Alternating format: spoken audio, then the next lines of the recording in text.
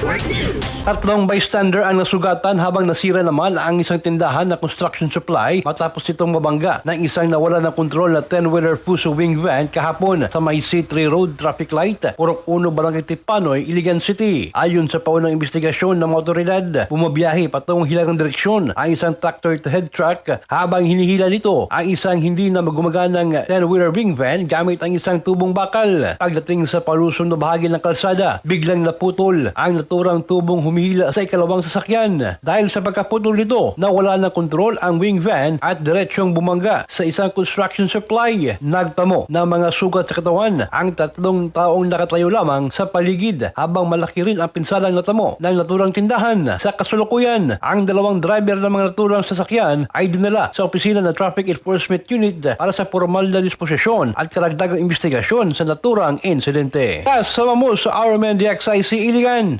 Radyoman J. Barco, Tatak, RMN. RMN Network News.